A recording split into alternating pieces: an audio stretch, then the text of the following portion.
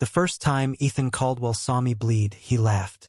It was freshman orientation week at Westbridge University, a sprawling liberal arts college in upstate New York where the leaves turned violent shades of red every fall and everyone pretended the cold didn't bite until December.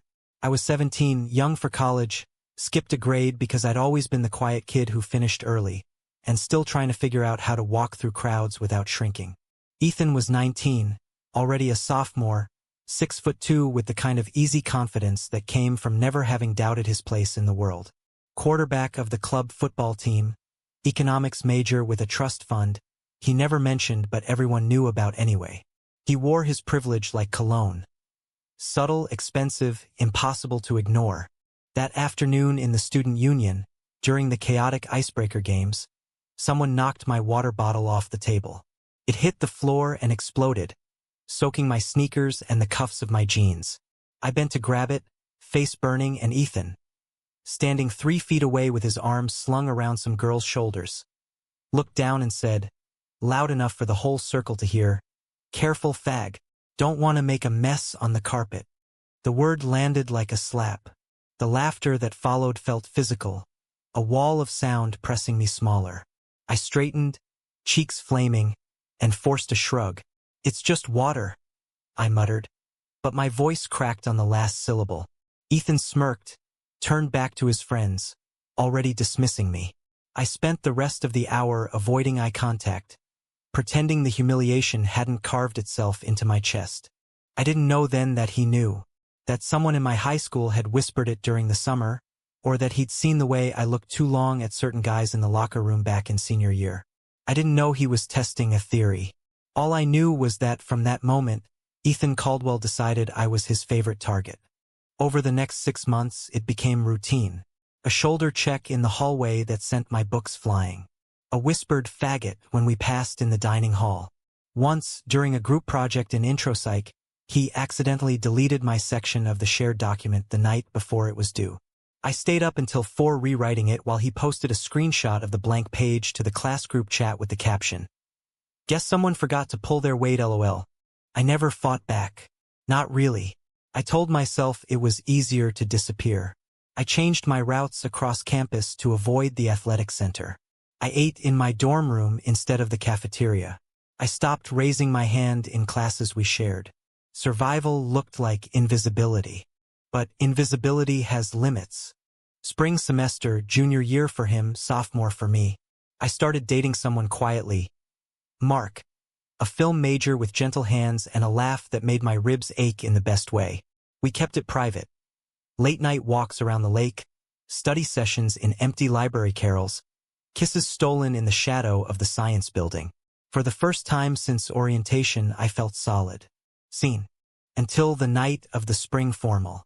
The formal was held in the old ballroom on the east side of campus, crystal chandeliers, bad pop music, cheap champagne in plastic flutes. Mark and I weren't going together publicly, but we'd planned to meet there, dance once or twice in the crowd where no one would notice. I wore a dark blue button-down I'd ironed twice, heart hammering as I stepped into the dim light. Ethan was already drunk. He and his crew had claimed a table near the dance floor. Ties loosened, laughter too loud. I saw him spot me the moment I walked in. His eyes narrowed, then flicked toward Mark, who was leaning against the bar talking to a friend. Something shifted in Ethan's face, recognition, maybe, or calculation. He crossed the room in long strides. "Hey, Caldwell," I said, trying to sound casual, but my voice came out thin. He stopped too close. "You clean up nice, fag." The word was softer this time, almost curious. "Who's the lucky guy?" I felt the blood drain from my face. "None of your business." He laughed, low and mean. "Come on. Everyone's talking about it. You and the film nerd." Goo. Mark turned then, saw us, started walking over. Ethan's grin widened. Before I could move, Ethan raised his voice, just enough to carry. "Hey, everybody, check it out. Our resident queer finally brought a date." Heads turned. Phones came out. The music seemed to drop away. Mark froze mid-step. I saw the color leave his face. Ethan wasn't done. He pulled out his phone, thumbed open Instagram, and started recording. Say hi to the happy couple, Westbridge. I lunged for the phone. He sidestepped easily, laughing. Relax, man. It's just content. Mark reached us then, grabbed my arm. Let's go. But the damage was done. The video was already uploading. Within minutes, notifications exploded on my phone. Tags, comments, shares. By the time we made it outside, the entire campus knew. Mark broke up with me 2 days later. I can't do this, he said, voice shaking over FaceTime. My parents, they're paying for school. If this gets back to them. I'm sorry, Blake. I can't. I didn't cry until after the call ended. Then I cried until my throat was raw. I thought that was the worst of it. I was wrong. The fallout was surgical. By Monday morning, the video had 8,000 views. Comments ranged from disgusting to this is why we need Jesus, to who's the bottom LOL. My inbox filled with anonymous messages. Slurs, threats, invitations to meet up and prove it. Someone spray-painted FAG on my dorm door in white block letters. Housing moved me to a single room on the other side of campus within 48 hours, but the word stayed in my head. Professors started looking at me differently, some with pity, some with discomfort. One advisor suggested I take a semester off to process. I declined. Ethan disappeared for a week. No sightings in the gym, no posts on social. When he reappeared, he looked different. Hollow around the eyes, quieter. He didn't approach me. He didn't apologize. He just watched. I hated him more for the silence than the noise. Summer came. I went home to Rochester. Told my parents I needed a break from campus drama. They didn't ask questions. They never did when it came to feelings. My father worked construction, my mother was a nurse. They were good people, practical, Catholic in the way that meant Mass on Sundays and judgment delivered quietly. I'd never told them I was gay. I wasn't sure I ever would. I spent the summer interning at a local nonprofit, shelving books and answering phones, trying to rebuild the parts of myself Ethan had shattered. I told myself college was temporary, that people forget. They don't. Fall semester, senior year for Ethan, junior for me. I returned to campus determined to keep my head down. New dorm, new schedule, new friends who didn't know the story, or pretended not to. Then the email arrived. It was from the Dean of Students. Subject: Formal Conduct Review, Blake Gwyn versus Ethan Caldwell. They were investigating the spring formal incident. Someone, anonymous, had submitted the video as evidence of harassment. There would be a hearing. Both parties required to attend. My stomach dropped. I didn't report it. I hadn't wanted the attention, but someone had. The hearing was scheduled for 3 weeks later. I spent those weeks in a fog. Couldn't sleep. Food tasted like ash. Every time I saw Ethan on campus, head down, hoodie up, he looked like a ghost of the guy who'd ruined me. The night before the hearing, he showed up at my door. I opened it thinking it was my RA. Instead, Ethan stood there in the hallway light, hands in his pockets, looking smaller than I'd ever seen him. "Can we talk?" he asked. I stared. No. "Please, Blake. 5 minutes." I should have slammed the door. Instead, I stepped aside. He came in, closed the door softly. The room felt too small. He didn't sit. He paced once, twice, then stopped by the window. "I didn't know it would blow up like that," he said. I laughed short, bitter. "You posted it." I was drunk, angry, jealous.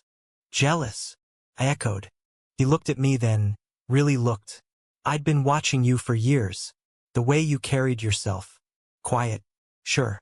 Like you knew exactly who you were, even when I tried to make you doubt it." My pulse thundered in my ears. "I hated it," he continued, "because I didn't know who I was. Not really." The room tilted. "You're saying I'm gay, Blake?" His voice cracked. "Or bi, or whatever. I don't know the label. I just know that every time I saw you, it felt like looking at something I couldn't have. So I hurt you instead.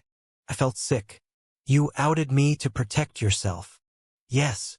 No hesitation. "And I'm sorry. I'm so fucking sorry. I wanted to hit him. I wanted to scream. Instead, I said, "Get out." He didn't move.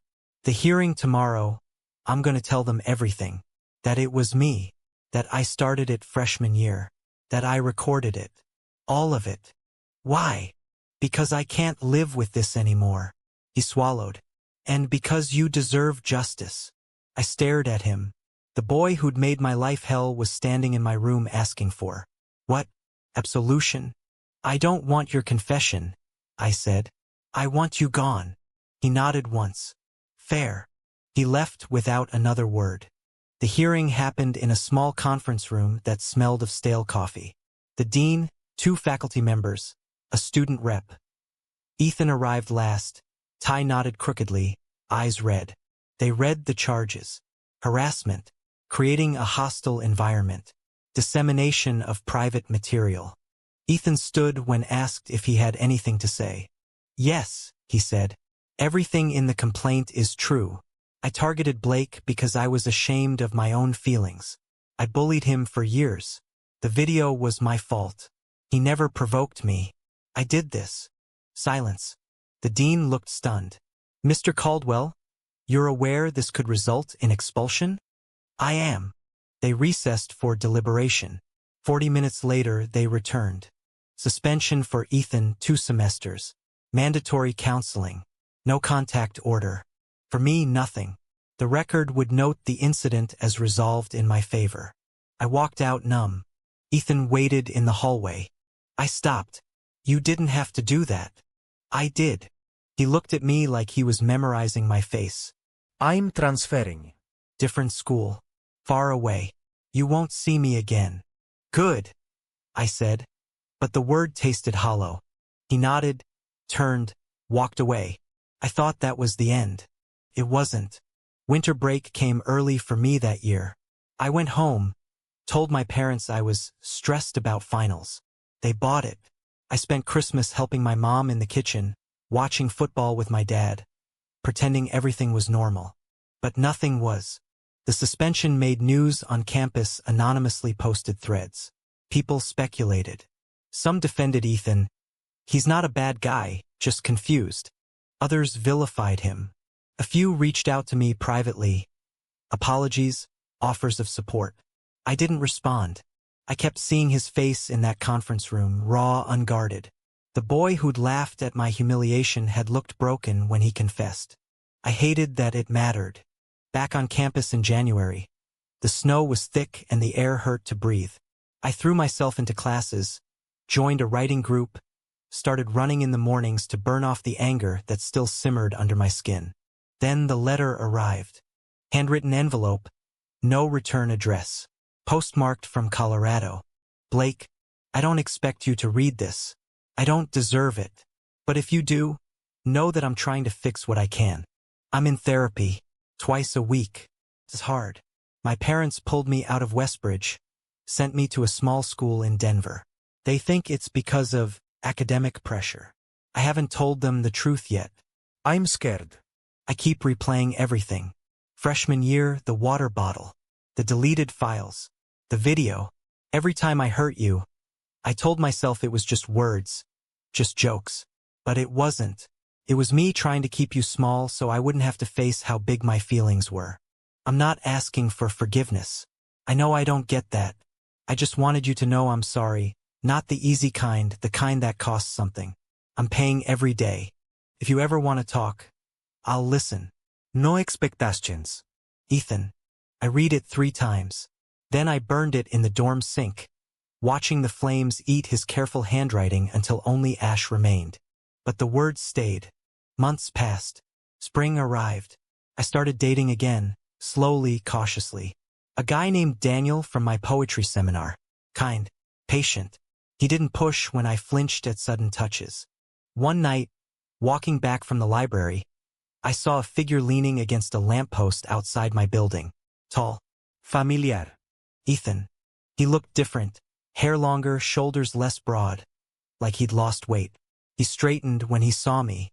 "I shouldn't be here," he said immediately. "The no contact. Then why are you?" I transferred back. Different major. Different dorm. I thought, I thought if I stayed away long enough you'd forget. But I couldn't stay away. I felt the old rage rise. You don't get to decide that. I know. He took a step closer. I just needed to see you were okay. I'm fine, he snapped. Without you. He winced. I know. Silence stretched between us, cold and sharp. Then he said quietly, I still think about you. Every day. I turned to leave. Blake, he called. I stopped. I'm not asking for anything. If you ever need to yell at me, or hit me or whatever, I'm here. I didn't answer. I walked inside and shut the door. But that night I couldn't sleep. The next time we spoke, it was by accident. Late April. The campus was blooming, everyone shedding winter layers. I was at the coffee shop near the arts building waiting for Daniel when Ethan walked in. He saw me, froze, started to back out. I don't know why I called his name. He turned, surprised. Sit, I said. He hesitated, then took the chair across from me. We didn't speak for a long minute, just watched the steam rise from my latte. Why Colorado? I finally asked. My uncle has a ranch. They thought fresh air would help. He gave a small, sad smile. It didn't. And now you're back. Couldn't stay gone. I studied him. The arrogance was gone. In its place, something quieter. Haunted. Did you tell your parents? I asked. Not yet. He looked down. They're traditional. Dad's old money. Mom's from a military family. They have expectations. Like a straight son? Yeah. I nodded slowly. Mine don't know either. He looked up. They don't. No. We sat with that for a moment. Two boys carrying the same secret, one who'd weaponized it, the other who'd hidden from it. I'm sorry, he said again. You've said that. I mean it more every time. I believed him. Daniel arrived then. Saw us. Raised an eyebrow. I stood. I have to go. Ethan nodded. Take care, Blake. I walked away, but something had shifted. The hate didn't burn as hot. Over the next weeks, we kept colliding. The library, the track, the dining hall. Each time we talked a little longer. About classes, about family, about fear. I learned his father had called him weak when he was 12 for crying after losing a game. That his mother once said, we don't do feelings in this house. That he'd chosen Westbridge because it was far enough to breathe, close enough to pretend. He learned I had a little sister who still believed I could do no wrong. That my mother prayed the rosary every night. That I'd never said the words I'm gay out loud to anyone until Mark. We didn't touch. We didn't flirt. We just existed in the same space without destruction. Then came finals week. I was studying in the 24-hour lounge when he found me at 2 a.m. You okay? He asked. No, I admitted. I have to go home next week. For summer. And I think I have to tell them. He sat beside me, not too close. Want me to come with you? I laughed. You? My parents would love that. I'm serious. If you need backup. I looked at him. Really looked. Why would you do that? Because I owe you. It's not your debt. It is. He paused. And because I care about you. Still. Always did. Even when I sucked at showing it. My throat tightened. I can't forgive you yet, I said. I know. But maybe someday. He smiled, small, tentative. Someday works. Summer arrived like a reckoning. I went home. Told my parents over dinner, simple, quiet. I'm gay. My father stared at his plate. My mother started crying. Not angry tears. Scared ones. We still love you, she said. We just need time. It hurt, but it was honest. I didn't hear from Ethan for weeks. Then one evening in July my phone buzzed. Can we meet? Neutral ground. Coffee? I said yes. We met at a small cafe halfway between our towns. He looked nervous. Hands wrapped around a cup he wasn't drinking. I told them, he said. Your parents? Yeah. I waited. They didn't take it well. He gave a short laugh. Dad said he needed air. Mom said she'd pray for me. They're not kicking me out, but It's different now. I'm sorry. Don't be. He met my eyes. I needed to do it. For me. And for you. I swallowed. Why for me? Because I want to be someone you could maybe not hate. I looked at him, really looked, and saw the boy who'd hurt me and the man trying to make it right. I don't hate you, I said. He exhaled like he'd been holding his breath for years. We talked until the cafe closed. About everything. About nothing. About the future. When we stood to leave, he hesitated. Can I hug you? He asked. I nodded. He pulled me in, careful, gentle. I felt his heart hammering against mine. I'm not asking for more than this, he whispered. Just, thank you, for giving me a chance to change. I pulled back, looked at him. I don't know what we are, I said. Friends, something else. But I'm willing to find out. His smile was the brightest thing I'd seen in years. We walked out into the summer night, side by side. Not fixed, not perfect, but starting. Was it redemption, or just another selfish choice dressed up as growth? Did he deserve the second chance he fought for? Or was forgiveness just another way of letting the past off easy? You decide.